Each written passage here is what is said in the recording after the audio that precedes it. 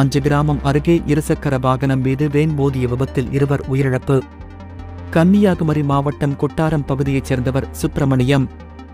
இவரது நண்பர் கோட்டார் பகுதியைச் சேர்ந்த சுந்தர். நேற்று இரவு இருவரும் வேலை முடிந்து இருசக்கர வாகனத்தில் வீடு திரும்பிக் கொண்டிருந்தனர்.